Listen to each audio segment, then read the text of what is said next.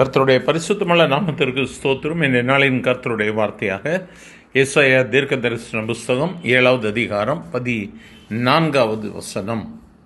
ஆதலால் ஆண்டவர் தாமே உங்களுக்கு ஒரு அடையாளத்தை கொடுப்பார். இதோ, ஒரு கன்னிகை கர்ப்பவதியாகி ஒரு குமாரனை பெறுவாள். அவருக்கு இம்மானுவேல் என்று பெயரிடுவாள்.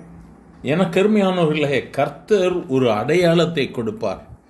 அந்த அடையாளம் என்ன? ஒரு கன்னிகை ஒரு குமாரனை பெறுவார்கள்.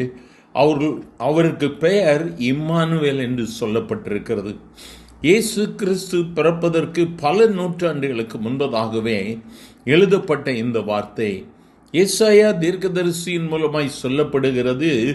கர்த்தர் உங்களுக்கு ஒரு அடையாளத்தை கொடுப்பார். எனக்கு அருமையான தேவப்பிள்ளை, எவ்வளவு மேன்மையான ஒரு அனுபவம் பார்த்தீங்களா? அப்போ இயேசுவின் பிறப்பு நமக்கு கொடுக்கப்பட்டிருக்கிற ஒரு அடையாளம். ஆகவே அவருடைய பெயர் இம்மானுவேல் என்று சொல்லப்பட்டிருக்கிறது. மத்தேயு எழுதின சுவிசேஷம் 1ஆம் அதிகாரத்தினுடைய 23ஆம் வசனத்தை நீங்கள் வாசிப்பீர்களானால், இம்மானுவேல் என்பதற்கு தேவன் நம்மோடு இருக்கிறார் என்று அர்த்தமாம்.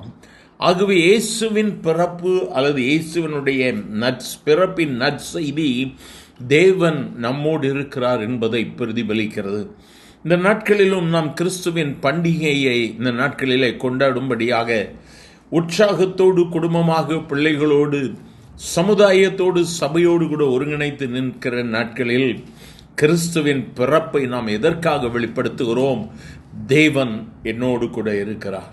இந்த வார்த்தைகளை கேட்கிற அருமையான தேவ பிள்ளையே, இயேசு நம்மோடு கூட இருக்கிறார். இது நம்முடைய வார்த்தை இல்லை, நம்முடைய நிச்சயம், நம்முடைய நம்பிக்கை. ஆனால் உள்ளத்தின் ஆழத்திலிருந்து யோசித்து பாருங்க, உண்மையாலேயே இயேசு உள்ளத்துக்குள்ளே இருக்காரா?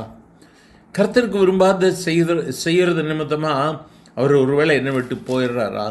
நான் அவரை துக்கப்படுத்துகிறேனா ஏதாவது காரியங்களில்? வேதம் சொல்லுகிறது இம்மானுவேல் என்பதற்கு தேவன் நம்மோடு இருக்கிறார் என்று அர்த்தமாம். ஒரு அடையாளத்தை கொடுப்பார். அந்த கன்னியை ஒரு குழந்தையை பிறப்பிப்பார். அந்த கன்னிகை ஒரு குழந்தையை பிறப்பார்கள். அவருக்கு இயேசு என்று பெயரிடப்பட்டிருக்கிறது. அந்த இயேசுவின் பிறந்த நாளை இந்த நாட்களில் கொண்டாட ஆயத்தமாய் கொண்டிருக்கிறோம். இம்மானுவேல், தேவன் நம்மோடு இருக்கிறார்.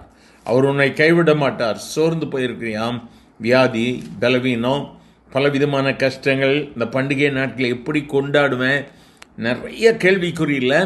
ஆனால் தேவன் உன்னோடு கூட இருக்கிறார். உன் துக்கத்தின் மத்தியில் என் இயேசு உன்னோடு கூட இருக்கிறார். அவர் உன்னை கைவிட மாட்டார். அவரை நோக்கி பார்க்கலாமா? எங்கள் அன்மையான ஆண்டவரே, ஆசீர்வதிக்கப்பட்ட இந்த நல்ல கால வேளைக்காக நன்றி அப்பா. இம்மானுவேல் என்பதற்கு தேவன் நம்மோடு இருக்கிறார் என்று அர்த்தமாம். தேவன் நீர் எங்களோடு கூட இருக்கிற தயவிற்காய் நன்றி. கேட்கிற ஒவ்வொருவரோடும் என் தேவன் இருக்கிற தயவிற்காய் நன்றி. உயிர்ப்பியும் ஆண்டவரே, இயேசுவின் பிறந்த நாளை கர்த்தருடைய மகிமையின் நாளாக நாங்கள் கொண்டாட கர்த்தர் உதவி செய்யும். துக்கத்தையும் துயரத்திலும் இருக்கக்கூடிய பிள்ளைகள் ஒவ்வொருவரையும் ஆறுதல் படுத்தும். இயேசுவின் நாமத்தில் பிதாவே, ஆமேன், ஆமேன்.